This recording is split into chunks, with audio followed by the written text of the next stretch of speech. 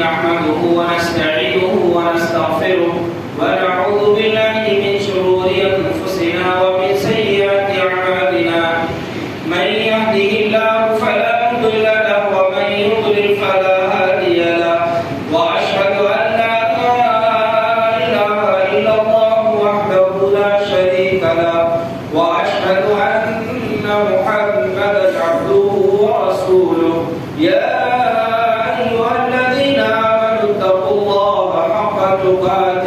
ولا تموتن إلا وأنتم مسلمون يا أيها الناس اتقوا ربكم الذي خلقكم من نفس واحدة وخلق منها زوجها وبث منهما رجالا كثيرا ونساء واتقوا الله الذي تساءلون به والأرحام إن الله كان عليكم رقيبا يا أيها الذين آمنوا اتقوا الله وقولوا قولا سديدا يصلح لكم أعمالكم ويغفر لكم ذنوبكم ومن يطع الله ورسوله فقد فاز فوزا عظيما أما بعد فإن خير الحديث كتاب الله وخير الهدي هدي محمد صلى الله عليه وسلم وشر الأمور محدثاتها وكل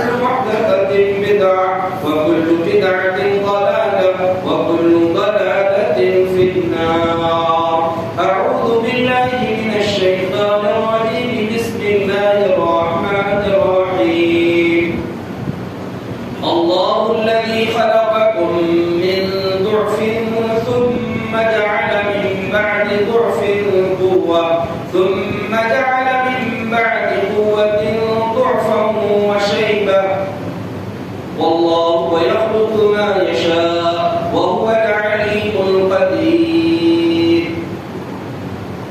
اللهم صل على محمد وعلى آل محمد كما صليت على إبراهيم وعلى آل إبراهيم إنك حميد مجيد اللهم بارك على محمد وعلى آل محمد كما باركت على إبراهيم وعلى آل إبراهيم إنك حميد مجيد رب اشرح لي صدري ويسر لي أمري واحلل عقدة من لساني يفقهوا قولي اللهم انفعنا بما علمتنا وعلمنا ما ينفعنا وزدنا علما سبحانك لا علم لنا إلا ما علمتنا إنك أنت العليم الحكيم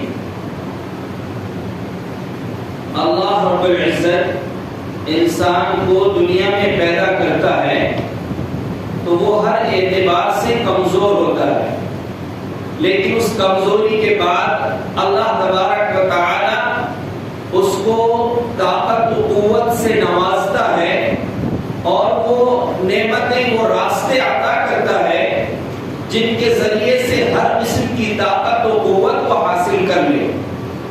اور پھر جب انسان اس نعمت کو، اس طاقت و قوت کو حاصل کر لیتا ہے صاحب ایمان ہونے کے ساتھ، تو اللہ کے رسول صلی اللہ علیہ وسلم کا فرمان ہے المؤمن القوی خیر واحب الی اللہ من المؤمن الضعیف. طاقتور مومن کمزور مومن کے مقابلے میں اللہ کے نزدیک زیادہ پسندیدہ اور زیادہ بہتر ہے. حالانکہ وفی کل خیر، ہر مومن کے اندر خیر اور بھلائی کا پہلو ہے.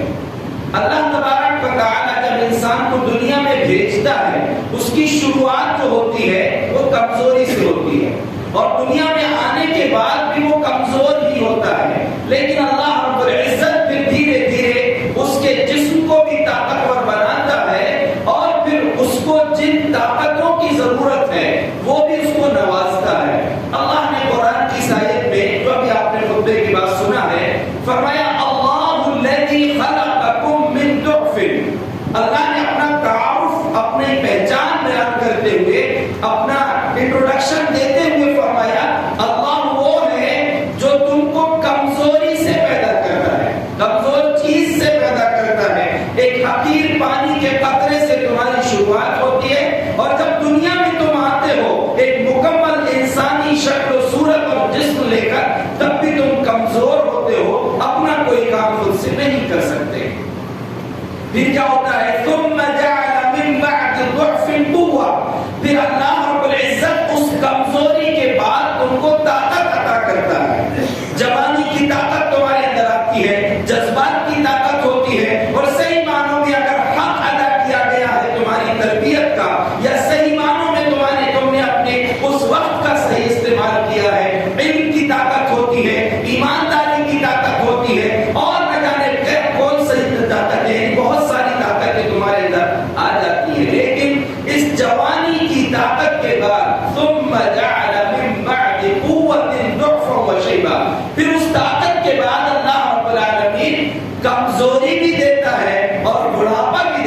ہے. وَيَخْلُقُ مَا يَشَاءُ, اللہ رب العزت جو چاہتا ہے پیدا کرتا ہے. وَهُوَ الْعَلِيمُ الْقَدِيرُ, اللہ رب العالمین علم والا بھی ہے اور طاقت والا بھی ہے, قدرت والا بھی ہے.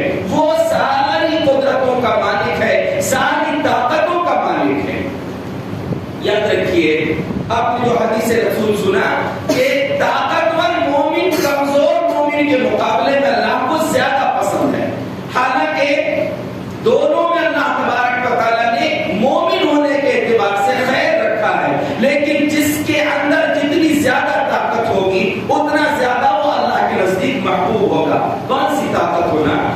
اہل علم نے لکھا ہے کہ اس طاقت کے لفظ سے کے ساتھ جو لفظ جڑا ہوا ہے اصل میں وہی طاقت ہے. اس کے بعد اور دیگر طاقتیں بھی اس میں شامل ہو جائے گی, لیکن سب سے پہلی طاقت ایک مومن کو جو چاہیے وہ ایمان کی طاقت چاہیے. المؤمن القوی, طاقتور جو لفظ آیا ہے قوی کے بارے طاقتور, اس سے پہلے جو مومن کا لفظ ہے سب سے پہلے وہی طاقت ایک انسان کے اندر موجود ہو, یعنی ایمانی طاقت ہو, اس کا ایمان مضبوط ہو. کتنا مضبوط ہو؟ وہ ایمان آپ کو بستر سے اٹھا کر مسجد تک لا سکے, وہ ایمان آپ کو تجارت اپنے کاروبار کو چھوڑ کر مسجد میں آنے پر مجبور کرے, وہ ایمان جو آپ کو حرام و حلال کی تمیز کرنے پر آمادہ کرے, وہ ایمان جو ہر مشکل گھڑی میں صرف اور صرف اللہ رب العالمین کو یاد رکھنے والا, اللہ کو پکارنے والا آپ کو بنا کر رکھے. ایسا مضبوط ایمان چاہے ایسے موقعوں پر لوگوں کے قدم اکھڑ جائے اور ہل جائے, لیکن آپ کے قدم جمے رہیں, وہ ایمان آپ کو چاہیے. اللہ رب العالمین نے اس ایمان کی کئی ایک مثالیں قرآن میں ہم کو دی ہیں. ابراہیم علیہ السلام اور نبی صلی اللہ علیہ وسلم کے بارے میں ایک ہی جملہ حدیث میں آتا ہے, حسبنا اللہ ونعم الوکیل. حسبنا اللہ, اللہ ہمارے لیے کافی ہے. یہ جملہ کب کہا گیا تھا؟ حدیث میں صحیح بخاری میں قالها ابراہیم علیہ السلام حين القي في النار. یہ جملہ ابراہیم علیہ السلام نے اس وقت کہا تھا جب ان کو آگ میں ڈالا گیا تھا. آگ میں ڈالے جانا مطلب موت کے اندر ڈالنا, لیکن اس موقع پر بھی آگ کے گڑھے میں ڈالے جاتے وقت ابراہیم علیہ السلام نے کہا حسبنا اللہ, اللہ ہمارے لیے کافی ہے, کسی اور سہارے کی ضرورت نہیں. اور یہی جملہ پیارے نبی صلی اللہ علیہ وسلم نے اس وقت کہا تھا جب لوگوں نے یہ خبر دیا تھا کہ مکہ کے لوگ بہت ساری فوج لے کر آئے ہیں, مدینہ پر حملہ کرنے آئے ہیں. ان الناس قد جمعوا لكم فاخشوهم فزادهم ایمانا وقالوا حسبنا اللہ. نبی صلی اللہ علیہ وسلم اور صحابہ کو جب یہ ڈرایا گیا کہ بڑی فوج تم پر حملہ کرنے آئی ہے, تو ان کا ایمان اور بڑھ گیا اور طاقت اور مضبوط ہو گیا ان کا ایمان. اور اس وقت لوگوں نے کہا تھا حسبنا اللہ, ہمارے لیے اللہ کافی ہے. تو پہلی طاقت جو ہے وہ ایمان کی طاقت ہے. ہمیں وہ ایمان مطلوب ہے, ہمارے پاس وہ ایمان ہونا چاہیے. اصل میں وہ ایمان ہو جو ہم خرافات سے دور رہے, گناہوں سے دور رہے, اللہ کا وہ خوف, اللہ پر وہ ایمان ہمارے دلوں میں ہو کہ گناہ سے ہم خود دور ہوں, بدعات سے ہم خود دور ہوں, شرکی اعمال سے خود دور ہوں. اور جب سماج میں یہ برائیاں ہم کو دکھیں تو ہم اپنے ایمان کے بل پر ان کو روک سکیں, ان کے خلاف جہاد کر سکیں, ان کے خلاف زبان کھول سکیں, ان کے خلاف اپنی طاقت کا استعمال کر سکیں. ایسا مضبوط ایمان ہماری زندگی میں ضروری ہے. تو پہلی طاقت ایمان کی طاقت. جو ایمان کی طاقت اگر انسانی زندگی میں نہیں ہے اور بقیہ ساری طاقتیں ہیں, علم کی طاقت ہے, جسمانی طاقت ہے, دولت کی طاقت ہے, شہرت اور عزت اور عہدے کی طاقت ہے, وہ ساری طاقتیں بیکار ہو جائیں گی جب تک ایمان کی طاقت نہ ہو. تو پہلی طاقت ہم کو ایمان کی طاقت ضروری ہے, اور اس کے ساتھ پھر اور بھی طاقتیں ہمارے اندر ہونی چاہیے, کیونکہ طاقتور مومن اللہ کو پسند ہے. تو اس کے اندر ساری طاقتیں ہونی چاہیے, اس کے اندر ساری خوبیاں ہوں. اس بات کی مومن کو کوشش کرنا چاہیے. کون سی طاقت ہے؟ ایک جسمانی طاقت ہے. جسمانی طاقت اگر اللہ نے آپ کو صحیح سالم جسم دیا ہے, یہ اللہ کی اتنی بڑی نعمت ہے. صحیح بخاری کے ایک روایت میں پیارے نبی صلی اللہ علیہ وسلم کا فرمان ہے, نعمتان مغبون فیہما کثیر من الناس. دو نعمتیں ایسی ہیں جن میں اکثر لوگ دھوکے میں پڑے ہوئے ہیں. دھوکے میں کیسے پڑے ہوئے ہیں کہ وہ نعمت ان کے پاس ہے لیکن ان کی قدر ان کو اصل میں غبن جو لفظ ہے یہ بہت بڑے نقصان کو بولتے ہیں لیکن انسان کو احساس نہ ہو. مثال کے طور پر ایک انسان کے پاس ایک ایسی چیز تھی جو 1 لاکھ روپے کی بک سکتی ہے, اس نے اس کو 100 روپے میں بیچ دیا. بعد میں معلوم ہوا کہ اس کی اصل قیمت تو 1 لاکھ تھی, اس کو کتنا افسوس ہوگا. یا اس نے کوئی چیز خریدنا تھا, وہ 100 روپے کی 1 لاکھ میں خرید لی, اس کو سمجھ میں نہیں آیا, تو یہ جو اتنا نقصان ہوا اس کو کتنا افسوس ہوگا. ایسے ہی غبن کا جو لفظ ہے کہ انسان کا بہت بڑا نقصان ہو جائے لیکن اس کو احساس نہ ہو. کون سی دو نعمتیں؟ الصحت والفراغ. ایک ہے صحت, انسان کی جسم کے اندر بیماریاں نہ ہو, انسان کا جسم صحیح سلامت ہو, اور دوسرا اس کے پاس خالی وقت ہو. یاد رکھیے یہ دونوں نعمتیں جب جمع ہوتی ہیں تب انسان کچھ کام کر سکتا ہے. اکثر ہوتا کیا ہے, جوانی ہے, صحت ہے اس کے پاس, طاقت ہے اس کے پاس, لیکن اس کو وقت نہیں ہے اچھے کام کرنے کے لیے, دنیا میں مصروف ہے وہ, اور جب بڑھاپا آ جاتا ہے, جب وقت اس کو ملتا ہے تب صحت ساتھ نہیں دیتی, اس کے جسم میں طاقت نہیں رہتی, اب سجدہ کرنا اس کو نصیب نہیں ہوتا. خوش نصیب انسان وہ ہے جس کو جوانی میں احساس ہو جائے کہ میں اپنی طاقت کا اور اپنے خالی وقت کا صحیح استعمال کروں. یہ یاد رکھیے صحت کا احساس اس وقت ہوتا ہے جب چلی جاتی ہے. گرمی کی بڑی پیاری مثال ہے, الصحت تاج علی رؤوس الاصحاء لا یراها الا المرضى. صحت اور تندرستی ایک تاج ہے جو صحت مند آدمی کے سر پر ہوتی ہے لیکن صرف بیماروں کو دکھتا ہے. وہ تاج, وہ تاج صحت مند ہے جس کے سر میں اس کو بھی نہیں دکھتا, اس کو دکھتا ہے جو بیمار ہو چکا ہے کہ یہ جو صحت اس کے پاس ہے یہ نعمت میرے پاس بھی تھی کبھی, اب میرے پاس نہیں ہے. تو یاد رکھیے صحت یہ ایسی نعمت ہے, یہ طاقت, انسانی جسم کی طاقت صحت کی شکل میں, یہ اللہ کی عظیم ترین نعمت ہے. اور آپ اندازہ لگائیں, سنن ترمذی کے حدیث میں ہے کہ قیامت کے دن سب سے پہلے جس چیز کا سوال ہوگا, مشہور حدیث ایک آپ نے سنا ہے کہ سب سے پہلے اعمال میں, عبادتوں میں نماز کا سوال ہوگا, اور نعمتوں میں سب سے پہلا سوال اللہ جو کرے گا وہ اللہ پوچھے گا الم نصحح لک جسمک ونرویک من الماء البارد. کیا ہم نے تم کو صحیح سالم جسم نہیں دیے تھے, کیا ہم نے تم کو ٹھنڈا پانی پینے کے لیے نہیں دیے. یہ دو نعمتوں کا, پوری نعمتوں میں انسان کو جو کچھ نعمتیں ملی ہیں دنیاوی زندگی میں, ان ساری نعمتوں میں عظیم ترین نعمتیں ہیں یہ, ایک صحت اور دوسرا ٹھنڈا پانی. یہ دو نعمتوں کے بارے میں اسپیشل اللہ رب العالمین سوال کرے گا.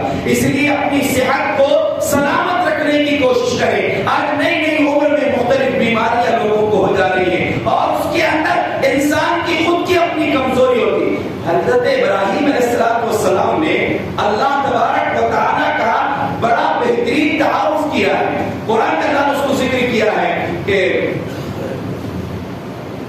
الذی هو خلقنی وهو یهدین هو یطعمنی ویسقین. اللہ وہ ہے جس نے مجھ کو پیدا کیا, وہی مجھ کو ہدایت دے گا یا صحیح راستہ دکھاتا ہے, وہی مجھ کو کھلاتا ہے, وہی مجھ کو پلاتا ہے. ساری نعمتوں کا تعلق اللہ سے جوڑا ہے, لیکن جب بیماری کا ذکر آئے تو کیا کہا, وَإِذَا مَرِضْتُ فَهُوَ يَشْفِينِ. جب میں بیمار ہوتا ہوں تو شفا وہ دیتا ہے. اہل علم نے کہا ہے یہ ادب ہے کہ ابراہیم علیہ السلام نے کہا کہ میں بیمار ہوتا ہوں. اور دوسری بات اس میں یہ بھی ہے کہ انسان اکثر بیمار اس کی اپنی غلطیوں کی وجہ سے ہوتا ہے, اس کی کوتاہیوں کی وجہ سے ہوتا ہے, اس کے کھانے پینے کے غلط استعمال کی وجہ سے ہوتا ہے. قرآن میں کہا ہے, اللہ نے کہا کلوا واشربوا ولا تسرفوا, کھاؤ اور پیو اور حد سے آگے مت بڑھو, اتنا مت کھاؤ کہ تمہارے لیے بیماری کا سبب بن جائے. اس میں کہا ہے, اہل علم نے مفسرین نے کہا ہے کہ اس میں آدھی طب موجود ہے, آدھی ڈاکٹری حکمت موجود ہے. یعنی انسان جو ہے اگر ایک لمٹ کے اندر کھاتا پیتا ہے تو اکثر وہ بیماریوں سے بچا رہتا ہے. حکمت میں ہے البطن بیت الداء, پیٹ بیماریوں کا گھر ہے. انسان جب اس کو اپنی مرضی سے جیسا چاہتا بھرتا ہے, جو لگ رہا ہے کھا رہا ہے. آج جو مارکیٹ میں جو کھانے مل رہے ہیں, اکثر لوگ نوجوان میں خصوص گھر میں کھانا جلدی نہیں کھاتے, ہوٹلوں میں زیادہ کھانے کا شوق. لیکن ضرورت پڑے تو کھائیے, میں منع نہیں کر رہا ہوں آپ کو, لیکن آپ کو اپنی صحت کا خیال رکھنا ہے. قرآن کہہ رہا ہے کلوا واشربوا ولا تسرفوا, کھاؤ پیو لیکن حد سے آگے مت بڑھو, ہر بار مت کرو, تو اصول ہے اس کے اندر رہو. قرآن میں اللہ نے فرمایا لا تلقوا بأيديكم إلى التهلكة, اپنے آپ کو ہلاکت میں مت ڈالو. کیا مطلب, خودکشی مت کرو, سیرو پائزن استعمال مت کرو. ایسی چیزیں استعمال مت کرو جو دھیرے دھیرے تمہیں موت کے منہ میں پہنچا دے. کتنی بے وقوفی ہے کہ لکھا ہوا ہوتا ہے تمباکو سے کینسر ہوتا ہے پھر بھی خرید کے کھا رہا ہے. وہی اگر کوئی مہمان بنا کے آپ کو اپنے گھر بلائے اور آپ کی مرضی کا کھانا نہ کھلائے, دال چٹنی اگر کھلا دے تو اس پر آپ ناراض ہو گے کہ اتنی عزت بڑے نام سے بلایا تھا, بڑے شوق سے کھلایا برابر نہیں. آپ اپنے ہاتھ سے ان نعمتوں کو چھوڑ کر اپنے حلال کمائے ہوئے پیسے سے وہ حرام چیز, نقصان دہ چیز کھا رہے, آپ کو اس کا احساس نہیں, تب آپ کو اپنے پر غصہ نہیں آتا. اللہ نے اس چیز سے منع کیا ہے. ان اللہ حرم علیکم حقوق الامہات ووعد البنات وإذاعة المال. اللہ نے تم پر بیٹیوں کو زندہ دفن کرنے کو حرام کیا ہے, ماں باپ کی نافرمانی کو حرام کیا ہے, اور مال کے برباد کرنے کو اللہ رب العالمین ناپسند کرتا ہے. یہ چیز تمہارے لیے غلط ہے. اللہ قیامت کے دن پوچھے گا من أين اكتسبه فيما أنفقه, مال کہاں سے کمائے تھے اور کہاں خرچ کیے تھے.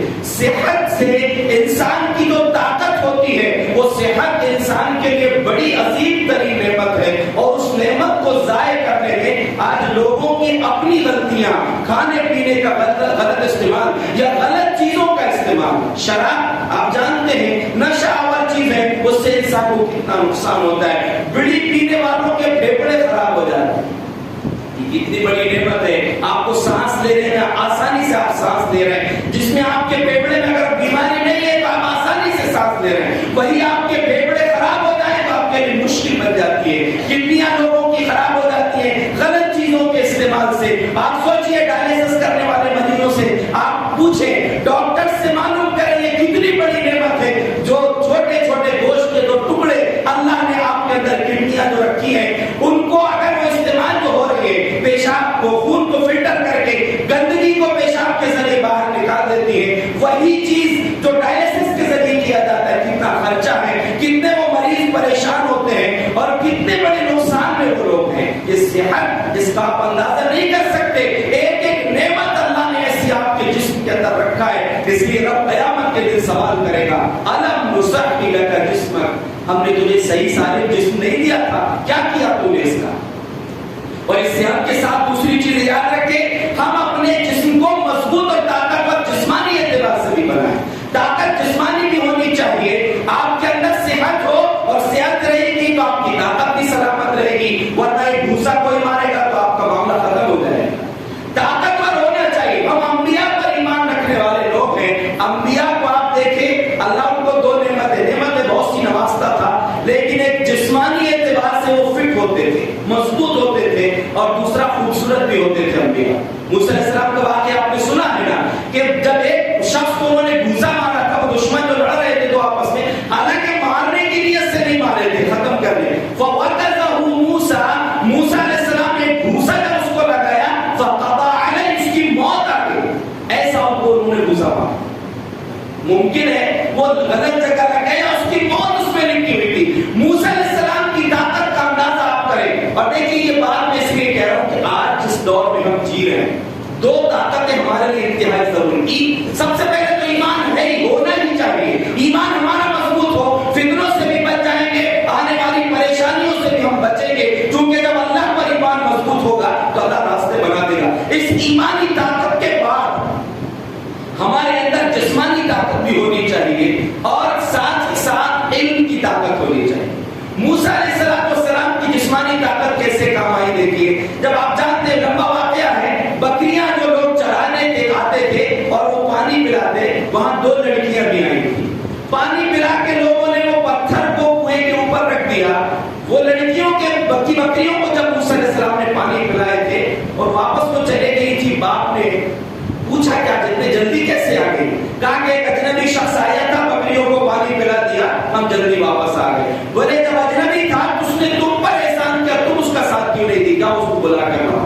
فجاءت احداهما تمشي على استحياء, ایک لڑکی حیا کے ساتھ چلتی ہوئی آئی, موسیٰ علیہ السلام سے کہا ان ابی يدعوك ليجزيك اجر ما سقيت لنا, ابا جان آپ کو بلا رہے, آپ نے جو ہمارے ساتھ احسان کیا اس کا بدلہ دینا چاہتے ہیں. گھر پہنچے, بات چیت ہوئی, وہ لڑکی نے اپنے باپ کو مشورہ دیا, یا ابا تستاجره ان خیر من استاجرت القوی الامین. ابا جان یہ شخص کو اپنے گھر نوکری میں لیجیے، خادم رکھ لیجیے، اور بہتر انسان جس کو آپ نوکری میں رکھیں وہ کون ہوگا؟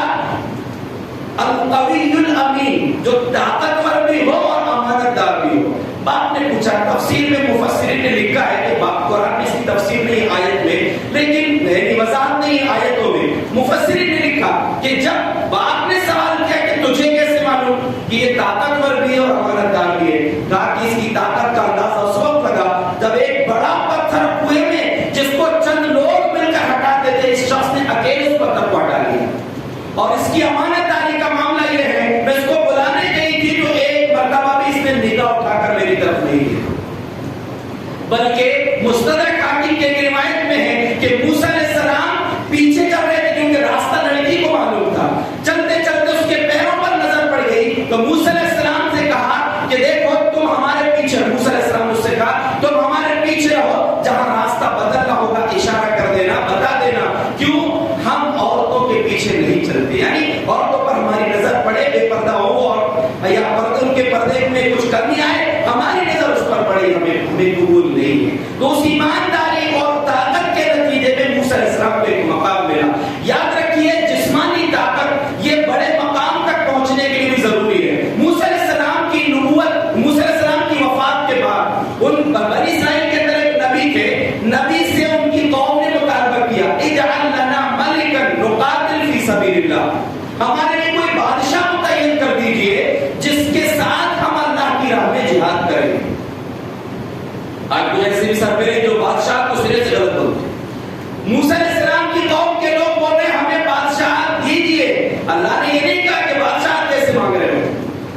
تو موسیٰ علیہ السلام کی قوم، موسیٰ علیہ السلام کی تو وفات ہو چکی ہے، وہ جو نبی تھے ان سے کہا کہ آپ ہمارے لیے بادشاہ متعین کر دیں، تو کہا کہ ان اللہ قد بعث لکم طالوت ملکا، اللہ نے طالوت کو تمہارے لیے بادشاہ بنایا ہے۔ جب دیکھیں کہ بادشاہ جو بنا ہے وہ تو غریب آدمی ہے، اکثر جو بادشاہ ہوتے تھے بنی اسرائیل میں وہ بڑے خاندان سے ہوتے تھے، مالدار لوگ ہوتے تھے، وہ جو شخص جس کو اللہ نے بادشاہ بنایا تھا وہ ایک عام فوجی تھا اور غریب آدمی تھا۔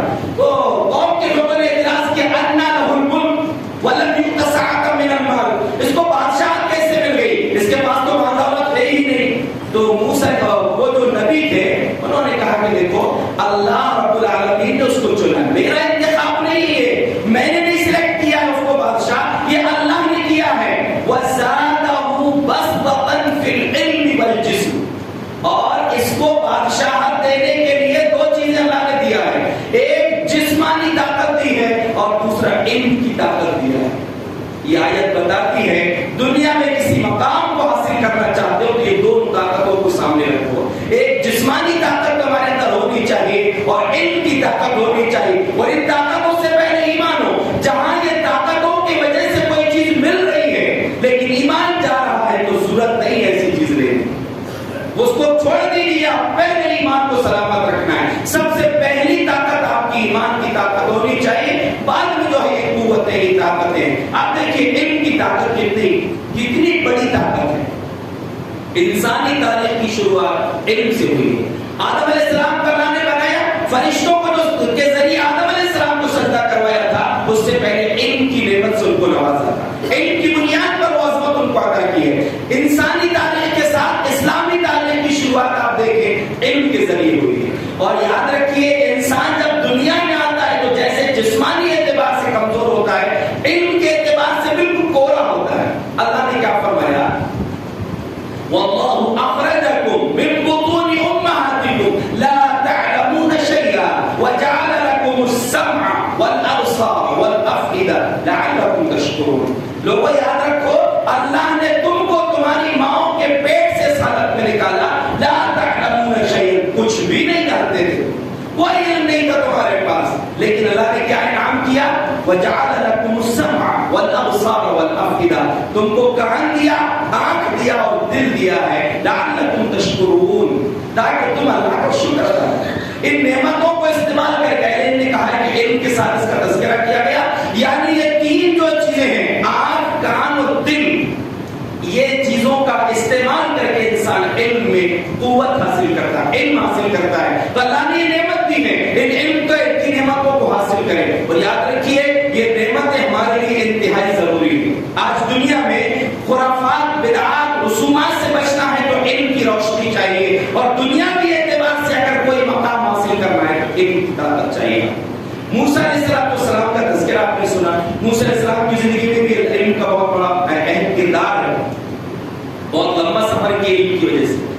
یوسف علیہ السلام کی زندگی جس کو اللہ نے احسن القصص کہا ہے قرآن میں، پورے واقعات قرآن میں جتنے واقعے اللہ نے ذکر کیا ان میں سب سے بہترین قصہ، سب سے بہترین واقعہ حضرت یوسف علیہ السلام کا واقعہ ہے۔ یوسف علیہ السلام کے واقعے کو بیان کرتے ہوئے امام الہند مولانا آزاد رحمہ اللہ نے بڑی بہترین بات کہی ہے یوسف علیہ السلام کی زندگی کو بیان کرتے ہوئے۔ وہ فرماتے ہیں کہ یوسف علیہ السلام کی زندگی میں دو نقطے، دو پوائنٹ ایسے ہیں جو حیرت انگیز مقام ہے۔ ایک مقام ہے جب وہ کنویں سے نکال کر ان کو اللہ نے عزیز مصر کے گھر پہنچایا تھا، اور دوسرا مقام ہے جب قید خانے سے نکال کر ان کو تخت پر بٹھایا تھا، بادشاہ کے تخت پر۔ یہ دونوں پوائنٹ جو ہے، دونوں مقام، دونوں جگہ اللہ نے ایک ہی لفظ کہا ہے، وَلَقَدْ مَكَّنَّا لِيُوسُفَ فِي الْأَرْضِ وَلِنُعَلِّمَهُ مِن تَأْوِيلِ الْأَحَادِيثِ۔ یہ لفظ جو ہے وَلَقَدْ مَكَّنَّا لِيُوسُفَ فِي الْأَرْضِ، دونوں جگہ سیم ہے، لیکن بات کا جملہ الگ ہے۔ کیوں ہے؟ اللہ نے یہاں پر کہا پہلے موقع پر کہ ہم نے یوسف کو کنویں سے نکال کر ایک بہترین ٹھکانہ دیا، عزیز مصر، جو مصر کا بادشاہ تھا، اس کا ایک وزیر تھا فوتیفار۔ اس وزیر نے یوسف علیہ السلام کو خریدا تھا، اپنے گھر میں رکھا تھا۔ تو یوسف علیہ السلام کے بارے میں اللہ نے یہاں پر کہا ہے کہ ہم نے یوسف کو ٹھکانہ دیا، وَلِنُعَلِّمَهُ مِن تَأْوِيلِ الْأَحَادِيثِ۔ وہاں ٹھکانہ اس لیے دیا تاکہ ہم اس کو بہترین بات سکھائیں، اس کو علم کی طاقت عطا کریں۔ ابھی کم عمر تھے یوسف علیہ السلام، ان کو علم کی ضرورت تھی۔ یہاں اللہ نے علم کی بات کہی ہے، اور ایک بات بڑی پیاری کہا اللہ نے، وَاللَّهُ غَالِبٌ عَلَىٰ أَمْرِهِ۔ آپ بہت سے لوگوں کا کتاب پڑھیں گے، پڑھنے کے بھی کوئی فائدہ نہیں ہے۔ وَاللَّهُ غَالِبٌ عَلَىٰ أَمْرِهِ، اللہ رب العالمین اپنے معاملے پر غالب ہے۔ دنیا کچھ بھی کر لے، اگر تمہیں عزت دینے پر اللہ آ جائے تو کوئی تمہاری عزت کو چھین نہیں سکتا۔ کوئی نعمت تم کو علم کے ذریعے اللہ دینا چاہے تو کوئی چھین نہیں سکتا۔ یوسف علیہ السلام کی شروعات ہو رہی ہے کنویں سے نکلنے کے بعد، تو علم کی بات اللہ نے کہا، اور جب بادشاہ کے پاس جیل سے نکل کے، قید خانے سے نکل کر پہنچے، وہی الفاظ اللہ نے وہاں بھی کہا ہے، وَلَقَدْ مَكَّنَّا لِيُوسُفَ فِي الْأَرْضِ يَتَبَوَّأُ مِنْهُ حَيْثُ يَشَاءُ۔ ہم نے یوسف کو زمین میں ٹھکانہ دیا، یہی الفاظ ہے، لیکن آگے کیا کہہ رہے ہیں؟ يَتَبَوَّأُ مِنْهَا حَيْثُ يَشَاءُ، پورے ملک میں جہاں چاہے اس کا اختیار ہے۔ وہ جو علم حاصل کیے تھے، ہم نے جو علم دیے تھے، اس علم کا نتیجہ اب یہاں پر آیا ہے۔ کیوں ہے؟ سوچئے، یوسف علیہ السلام سے جب بادشاہ نے بات کیا، ساری چیزیں اس نے دیکھ لیا، قید خانے سے نکلنے سے انکار کر دیا، جب تک میرے اوپر جو داغ لگا ہے اس کو دھو گے نہیں، ان عورتوں سے پوچھو کہ مکاری کس کی، غلطی کس کی، تب میں جیل سے باہر آؤں گا۔ اپنے آپ کو مکمل طریقے سے منوانے کے بعد جب باہر آئے تو بادشاہ نے کیا کہا؟ اِنَّكَ الْيَوْمَ لَدَيْنَا مَكِينٌ أَمِينٌ، یقیناً آج تم ہمارے نزدیک بڑے بلند مقام والے ہو اور امانت دار ہو۔ یعنی یوسف علیہ السلام کی امانت داری کی گواہی وقت کا بادشاہ دے رہا ہے کہ تم بڑے مقام بھی پہنچ چکے ہو اور تم امانت دار بھی ہو۔ یوسف علیہ السلام نے جب دیکھا کہ ایک شاعر نے کہا، علامہ اقبال کا شعر ہے کہ خودی کو کر بلند اتنا کہ ہر تقدیر سے پہلے خدا بندے سے خود پوچھے، بتا تیری رضا کیا ہے، تجھے کیا چاہیے بول۔ یوسف علیہ السلام جب اپنے آپ کو منوا لیے تو وقت کا بادشاہ بول رہا ہے کہ تم ہمارے پاس بڑے اونچے مقام پر ہو، تم امانت دار بھی ہو۔ اور بلانے والے کو کیا کہا تھا؟ اس کو لے کر آؤ، استخلصہ لنفسی، میں اس کو اپنے لیے خاص کر لوں گا، اپنا خاص مقام اس کو دوں گا۔ یوسف علیہ السلام جب منوا چکے اور بادشاہ نے یہ کہہ دیا کہ سب کچھ اب آپ کے اختیار میں، تو کہا اجعلنی علی خزائن الارض، مجھ کو زمین کے خزانوں کا ذمہ دار بنائیے۔ کیوں بنائیے؟ کیا کوالٹی ہے؟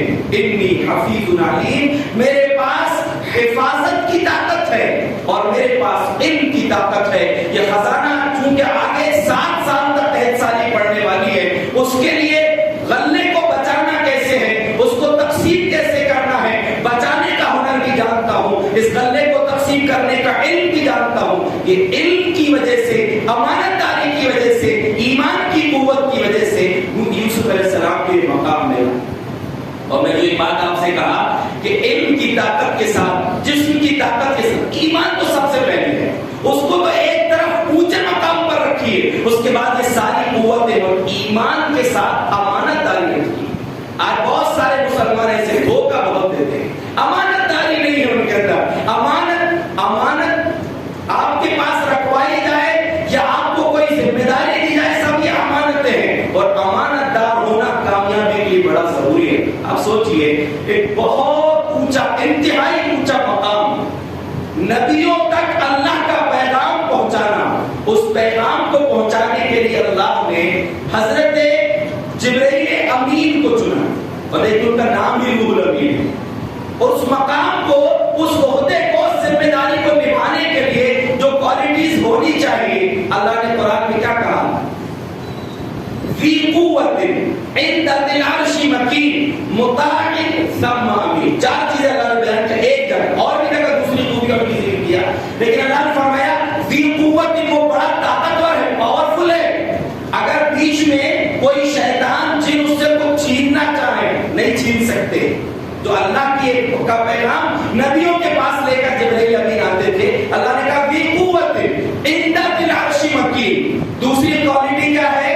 وہ عرش عظیم کے مالک کے پاس بڑا مقام و مرتبہ رکھتا ہے، بڑا عزت دار ہے وہ۔ فی قوت عند ذی العرش مکین مطاع، مطاع کا مطلب ہوتا ہے اس کی فرما برداری کی جاتی ہے، پورے فرشتوں کا سردار ہے۔ اور آخری چیز اللہ نے بتایا امین، امانت دار ہے۔ ایک تو طاقتور ہے کہ کوئی چھین نہیں سکتا، کوئی اس میں ملا نہیں سکتا، اور وہ خود اتنا امانت دار ہے کہ جو رب نے دیا ہے وہی لا کر پہنچائے گا۔ تو ایک اونچے مقام پہ پہنچنے کے لیے امانت داری ضروری ہے، اور امانت داری اگر اندر ہے انسان کے تو بڑا کامیاب انسان بن سکتا ہے، بڑے کاموں سے اللہ رب العالمین لے سکتا ہے۔ سلیمان علیہ السلام کا واقعہ آپ نے سنا ہے، جب بلقیس کی خبر لگی سلیمان علیہ السلام کو، جو ملکہ سبا تھی، اس کے آنے کی لمبا واقعہ ہے، جب وہ آنے لگی سلیمان علیہ السلام کے پاس تو اپنے لوگوں سے کہا، ان کے جو تخت میں آپ بیٹھے ہوئے بادشاہ بھی ملی تھی سلیمان علیہ السلام کو، وہاں اعلان کیا کون ہے جو اس کے تخت کو لے کر آ سکتا اس کے آنے سے پہلے؟ قال عفریت من الجن، ایک جن نے جو پاورفل بڑا طاقتور جن تھا، ہیکل جن، اس نے کہا کہ میں لا سکتا ہوں، کتنی دیر لگے گی؟ قبل ان تقوم من مقامک، آپ کی مجلس ختم ہوگی نا اس سے پہلے لے آؤں گا، یعنی 3-4 گھنٹے تقریباً وہ جو لگتی تھی ان کی مجلس روزانہ موسیٰ حضرت سلیمان علیہ السلام سے اس نے بات کہا، لیکن آگے اللہ نے کیا کہا؟ قال رجل عنده علم من الكتاب، ایک دوسرے آدمی نے کہا جس کے پاس کتاب کا علم تھا۔ مفسرین نے کہا کہ وہ جن نہیں تھا، وہ انسان تھا، اور اس کے پاس علم تھا، لیکن کون سا علم تھا؟ وہ کون سی کتاب تھی وہ اللہ کو معلوم۔ اس نے کیا کہا؟ انا آتیک بھی قبل ان یرتد الیک طرفک، میں اس کو لا سکتا ہوں اس سے پہلے کہ میں آپ اپنی پلک جھپکے گئے۔ آج کلک کرنے کی بات، کلک کرنے سے ایک چیز دوسری جگہ پہنچ جاتی ہے، تصویر پہنچتی ہے، آپ کوئی چیز پہنچا رہے ہیں، تصویر پہنچ، سامان نہیں پہنچتا۔ یہ علم کی طاقت ہے، وہ کون سا علم؟ اللہ کو معلوم۔ اور اس جن نے جو کہا تھا، ایک علم کی طاقت اور ایک ایمانداری کی طاقت، اس جن نے کہا تھا انہو وانی علی ذلک لقوی امین، اس پر میری طاقت بھی ہے اور میں امانت دار بھی، پوری ایمانداری کے ساتھ لا کر دوں گا۔ اور وہ شخص نے جس کے پاس علم تھا، اس نے کہا تھا کہ پلک جھپکنے کے برابر لا دوں گا۔ لیکن یاد رکھو، مفسرین نے بڑا پیارا سبق دیا ہے کہ سلیمان علیہ السلام کو جب اس نے کہا کہ پلک جھپکنے میں لا دوں گا، وہ لا دیا اس کو۔ کتنے دور سے؟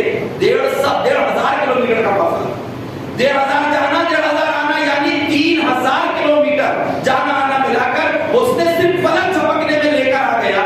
تو جیسے سلیمان علیہ السلام نے دیکھا تو کہا ھذا من فضل ربی، یہ میرے رب کا فضل ہے، ہماری کوئی اوقات نہیں ہے، کوئی بھی طاقت ہم حاصل کر لیں، ہمارا ایمان مضبوط ہے، علم ہے، طاقت ہے، قوت ہے، صحت ہے، دولت ہے، عہدہ ہے، سب چیزیں کب ملے گی؟ من فضل ربی، جب تک اللہ کا فضل نہیں ہوگا۔ اور مل گیا تو یہ نہیں وہ سوچنا کہ میری طاقت ہے، میری محنت ہے، وہ سب اللہ رب العالمین کا دیا ہوا ہے۔ تو یاد رکھیے، طاقتور مومن کمزور مومن کے مقابلے میں اللہ کو زیادہ پسند ہے۔ سب سے پہلی طاقت ایمان کی طاقت ہونا چاہیے، اس کے بعد ساری طاقتیں جو خیر کے ساتھ، جس کے بارے میں پیارے نبی حدیث میں آگے فرمایا کہ اس علامہ ینفعو، جو چیز تمہارے فائدے کی اس کے لیے خوب محنت کرو، حاصل کرو اس کو۔ تو ہمیں ایک طاقتور مومن بننے کی کوشش کرنا چاہیے، ہمارا ایمان طاقتور ہو، اور اس کے بعد ساری طاقتیں علم کی، جس اور ایمانداری کی طاقتیں بھی ہمارے اندر موجود ہوں. اللہ رب العالمین سے دعا ہے جو کچھ باتیں میں نے کہی اللہ رب العالمین ہمیں سمجھ کر عمل کرنے کی توفیق عطا فرما.